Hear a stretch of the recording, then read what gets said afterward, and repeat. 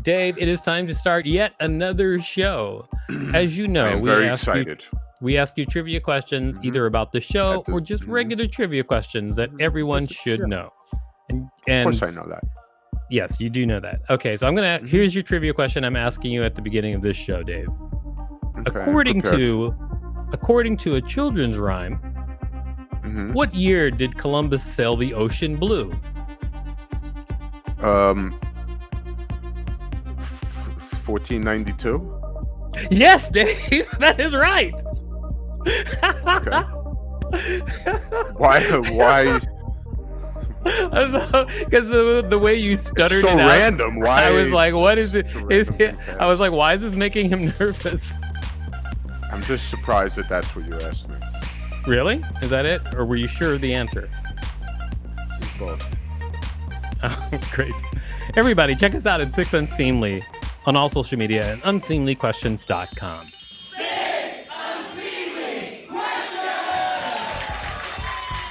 Welcome to Six Unseemly Questions. I'm your host, Victor Varnado. This is my sidekick, Dave Rosinsky. We got a great contestant on the show today. Please put your hands together for the amazing Hilary Campbell. All right, there you are. Welcome to the show, Hilary. Thank you for dressing. 'Tis the season. You know what? I have to stay happy somehow, you know? SantaCon, that works. I hate SantaCon, though, to be clear. Okay. I'm just doing this in my own home. I'm so happy your outfit is helping you fight your sadness. All right, we've got a great studio audience today. We have Christine Meehanberg and of course Rachel Teichman. Wonderful studio audience. Hey. All right. All the ladies. Hey. Yes, they are. All right. Are they? It's hard to tell sometimes. All right, it is time to ask you. I'll tell you how the show works, and then we're going to get started. I'm going to ask you 6 unseemly questions. At the end of each question, I'll ring a bell if I like your answer, like this. However, if I do not like your answer, I will not ring the bell, and I'll tell you why. Regardless of how many bells you get at the end of the show, I will decide whether or not to give you $5 whole for your appearance on the show. Got it. Are you ready? Yes. All right, let's get to question number 1. Question number 1. When's the last time you stepped in poop? Oh, man, I have a dog, so I think I probably step in dog shit literally every day of my life at the dog park. You know, it's just kind of there. It's just sort of under the surface of all the dirt. So every day of your life? I'm thinking unknowingly, I think I step in dog shit. Like it's eroded into the ground. It's just sort of, it's a part of the dog park when you're there. It's just sort of like. Oh, okay, so I guess I didn't clarify whether it's knowingly or unknowingly, because we could all have stepped in dog shit every day of our life unknowingly. And nobody told us. That could be true for anybody. Sure, in New York especially. I mean, I know definitely a couple weeks ago, I did step in dog shit at the dog park. Oh. So like a couple of weeks ago, there was a moment where you're like, your brain was like dog shit registered on my shoe, and then I'm doing like a weird thing where I'm trying to scrape it on the fence at the dog park, you know, like as if I was really gonna get it off. Right. So you just put poop on the fence. I put poop on the fence. Yeah, of course. And then how do you clean it? You just have to suck it up and wait till you get home. And then because it's New York, you don't have a hose, right? You're like, what do I do? You don't have a hose. Then this is where it's depressing. You come home and then you have to get like a wet paper towel, and then you have to like do like a thing. Yeah, it's not fun. These are the days you got to start with a stick. Outside. The stick definitely helped. Yeah, I mean, and I have many things at the dog park where you're like, there's something on my hand. I don't know what it is. I don't know how to get it off. And then I use leaves from the trees. That's right. It's good. All right. Well, that's a lot of information, but I will tell you no bell on that because I believe that your second answer was probably the more truthful one, and your first answer was. I'm gonna call it BS. You know, I'm gonna say your first answer was kind of BS. All right, fine. All right. It is time for question number 2, but before we do that, can you tell people out there what you do? What do I do? I'm a cartoonist for The New Yorker. You are an amazing cartoonist for The New Yorker. I love your work. When's the last time they bought something from me? I don't know. And I also just had my first, my graphic memoir murder book came out a little over a month ago. So if you like true crime, maybe go buy my book. Murder Book by Hilary Campbell. What's the byline? It's a graphic memoir of a true crime obsession. That sort of explains it, I guess. When you made Murder Book, sure. When you made Murder Book, were you like searching for titles and you're like, Murder Book wasn't taken? I always knew that I wanted it to be called Murder Book. And then my agent was like, do you want it to be The Murder Book? And I was like, no, it's just Murder Book because it's a book about murder. Mm-hmm. And I want it to be an obvious title that just sort of, well, and then also, well, I don't know. Okay, I'm not going to start like going on this like whole thing. All right. Sounds like a how-to. Sure, I know, and it's not. It's definitely not a how to murder. It's for true crime junkies, and it's about why. It's kind of trying to answer the question, why the fuck are we so obsessed with this shit? But in a fun way. I think that you would like that I made a music video, which is around it's paper puppets retelling the story of a famous female serial killer who poisoned a couple of her husbands and then blamed her daughter for it. But it's all retold with paper puppets. I'll send it to you, and I think you'll enjoy it. Sounds like a treat. All right, and it's time for question number 2. Question number 2: who is your favorite murderer?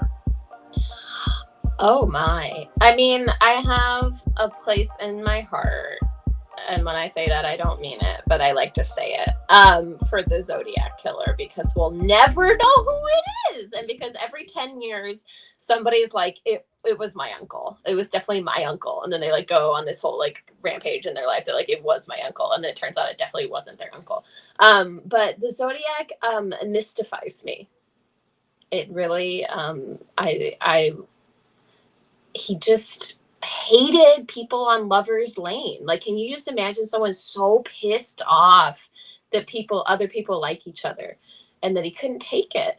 But he also loved film, and I'm starting to sound weird. So I'm gonna not go any further on that. But the case itself, I find very, very fascinating.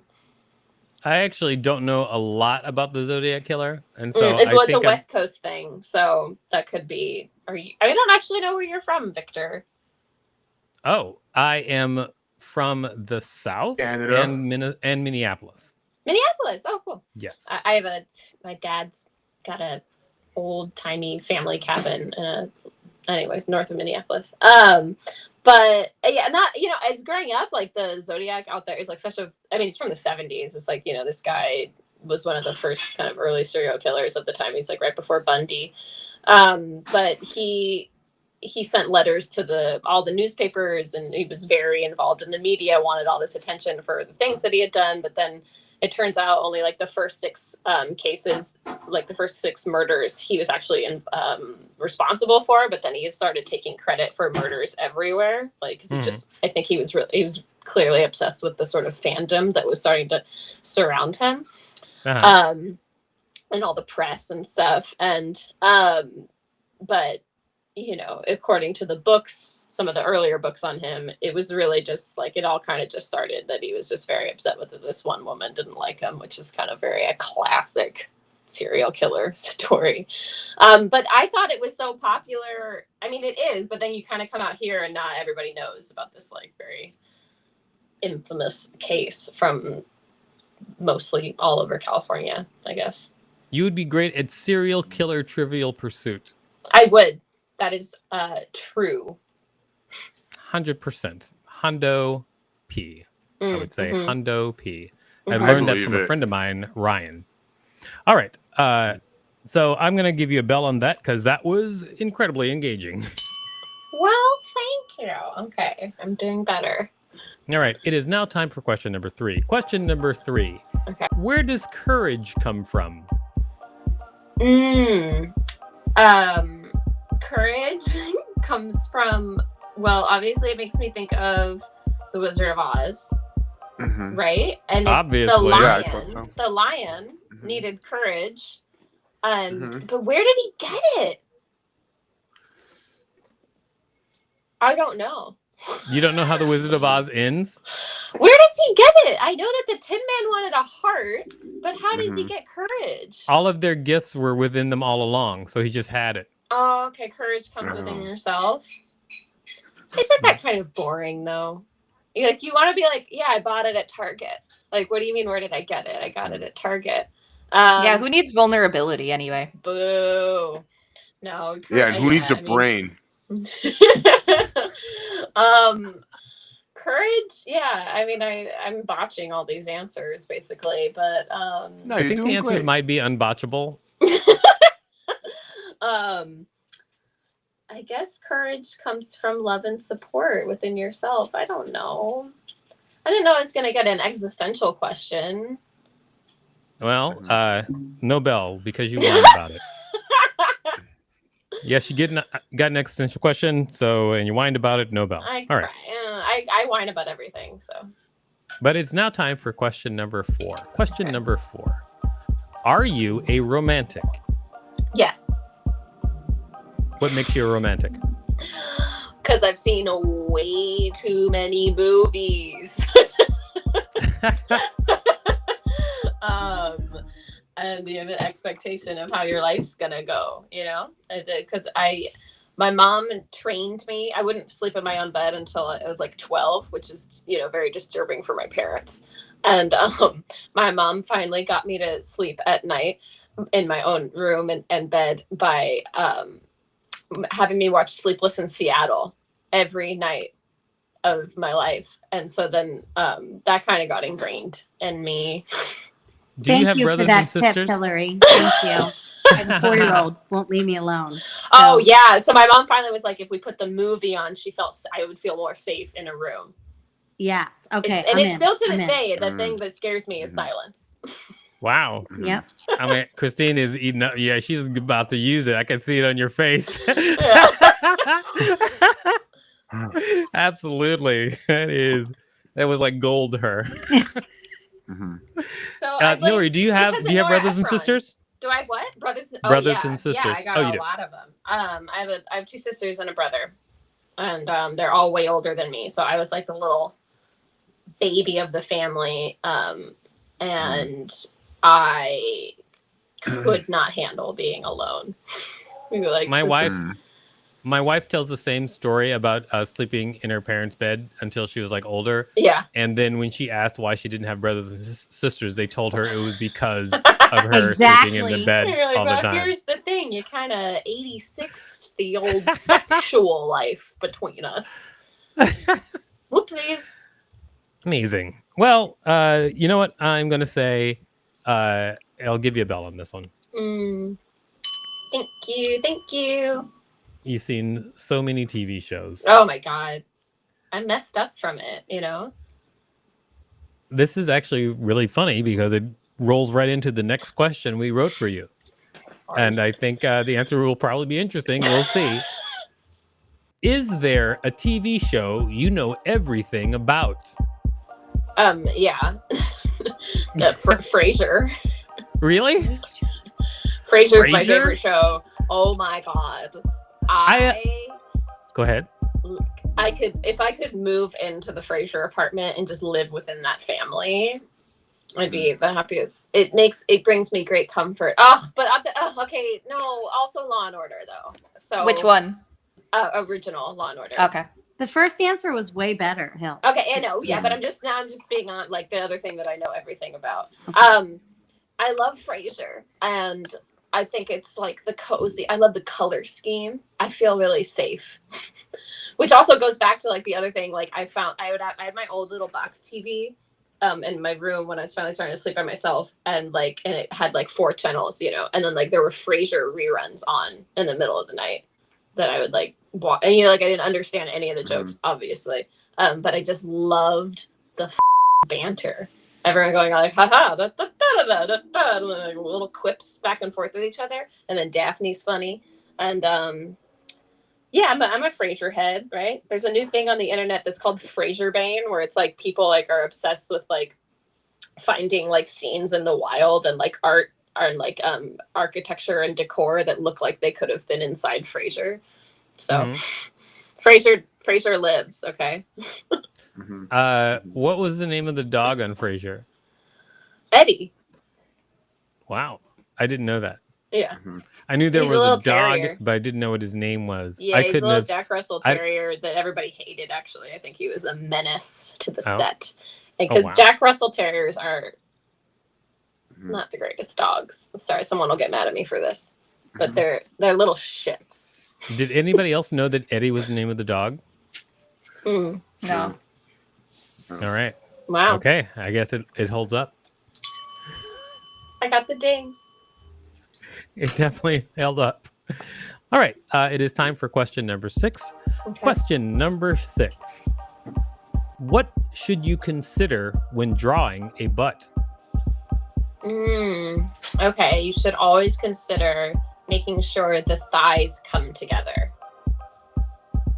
Because I will, like, if I'm not, I'll accidentally be like, here's the legs. And I go, no, what?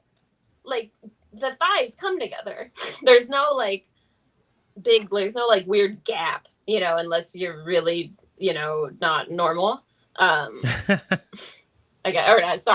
I shouldn't body shame, but typically the thighs come together. You don't, the cheeks, it should all just kind of like be a union. God, And she's then, good. my question for you is: the thigh the butt? I think it's a part of the drawing. Part of the butt drawing? I don't know if I want to draw a butt without two legs sort of coming, you know. They it would create just the be butt. a pair. Yeah, yeah. Then you just got this little squiggle, and then you like, there's, you know, you can't have a butt with no legs. That's what I always say. That's my. What I always say. That's your thing. That's my tagline. You know. You can't have a butt Can't have with a butt no with legs. no legs. With no legs. All right, you know It what? doesn't work. I'm gonna say Bell. I'll tell you why I think that's a good drawing tip. That is a Bell. All right. Well, Yay. great. We've asked you all 6 questions. Thank you very much. Now it's time to decide whether or not you get $5. But before we do that, can you tell people out there where they can find you and Murder Book? You can find Murder Book, of course, at any bookstore or anywhere, or on the dreaded Amazon. I think they're even on sale on Amazon right now. Sadly, you'll get a cheaper deal. And you can follow me on Instagram at Cartoons by Hilary, and that's Hilary with 1 L, and let us not forget. And you know, Twitter, Cartoons by Hill, and I guess I have a TikTok. I'm not really. I should, but I don't really. I forget about it, and then you know, whatever. But I'm actually cartoon ASMR on there because I really like ASMR, and I do drawing videos where you just like hear the scratching on the paper with the pen. You'd probably like our new podcast if you like ASMR. Our new podcast is called Wiki Listen, where we just read Wikipedia pages. Oh my, no, that would help me go to sleep at night. That's like amazing. Yeah, it was going to launch in about a week or so. I'm excited. That's wonderful, Victor. All right. We'll get ready for it. Get ready. All right. Great. Now it's time to decide whether you get $5. We usually canvass the room. Let's start with you, Dave. What do you think? Should Hilary get $5 for her appearance on the show? I'm going to vote yes because I think her. It's very interesting that she wrote Murder Book, and that's pretty cool. She didn't write Romantic Book, but she almost wanted to. Right? She said she's into it, but she went with the She other did say one, she was a romantic. That's true, Dave. You were listening at least enough. He did hear at least part of it. Correct. Okay, Christine, what do you think? Should Hilary get $5 for her appearance on the show? This is a 3-pronged answer. Okay. One, because she gave me a tip to get my kid to sleep alone. Sleepless in Seattle, and I watched it 2 days ago. 2, she stopped. Oh no, that's not the reason. 2, because of her dress. 3, okay, 2.5. 2.5. Okay. She really knows a lot about murder. Oh, and that's so was true. really into Zodiac, and everybody listened, and she had so much information to back it up, and wasn't full of malarkey and hullabaloo. She's not full of malarkey. No malarkey over here. No malarkey. Malarkey. She needs to put out another book. Yeah, And she needs to pay an agent for that. that's so true. So that was 3 and I have. a half. Wow, so much Got it. support. 3.5. Yeah. All right. And Hillary, you just said that Christine was smart. Is that what you said? I said I liked her sweater. I liked that she was taking time on the couch. I liked that she had red wine. Mm-hmm. I was into all of it. We remember. Okay. We remember. Great. All right. You two seem to like each other. You know what? You can make an adult friend. That is, yeah, I know. It's scary, but you can do it. It's so And hot. we're gonna be possible. friends now. So I understand. In fact, this show is comprised of my adult friends. Rachel, what do you think? Should Hillary get $5 for her appearance on the show? I'm like slightly on the fence about this because I was body shamed a moment ago for my thigh gap, and I'm like, wow. Oh, However, All right. Way to slip in that you've got a thigh gap. no. Okay, bragging. You and my mother. I've just never been body shamed for it. Is all. Listen, you and my mom could hang out. She's got the skinniest thighs in this side of the Mississippi. You know, I'd love to hang out with your mom. She's a good time. So I bet. Rachel, please answer the question. Yeah, I'm trying to. Are you? But the redeeming factor here is that she's really obsessed with an unexpected sitcom, and I am also very obsessed with an unexpected sitcom, and she needs to be paid for all those hours spent studying. Let me true. just say that back to you in a slightly different way. You're surprised that a New Yorker cartoonist is obsessed with Frasier? to be clear, I'm at least not from New York. You know, like I don't feel like I fit in. no one. I totally understand that. No one does. It's not the show that I expected. Is Yeah. all. Got it. All right, Hillary. We've heard from everyone except for you. What do you think? Should you get $5 for your appearance on the show? Yes. First of all, yes. Okay. Second of all, I dressed up. Third of Did all, you dress up for the show, or were you just dressed up? I'm not gonna disclose that. Okay. Okay. You don't have to tell us. Third of all, I'm funny. The fourth, I do need $5 to buy a chai latte tomorrow. That's important in my life. And Fifth. the fifth. Thanks, Dave. Fifth.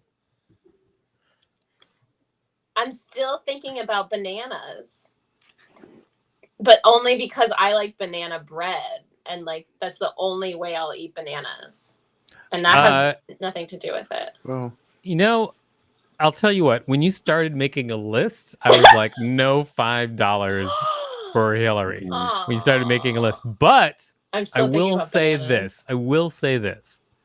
You went through the list and didn't trip any of our regular things that people trip over at the end, like when they say that what they're going to do with their $5. You actually didn't default your $5, so that if I was going to give you $5, you didn't default it. Got it. It sounded But no important. $5 for making a list. No $5. Okay. No chai latte. But thank you so much for appearing on the show.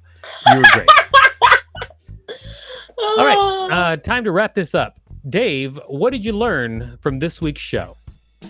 We learned how to draw a butt, which is pretty cool. Yeah, that was great. And then we also learned that you don't care about people's chai lattes, which I was very curious about. But now we know for sure. I don't know if you are correct in that assumption, Dave. But I will say this. Check us out at Six Unseemly on all social media and unseemlyquestions.com. Damn. Starburns Audio, a podcast network.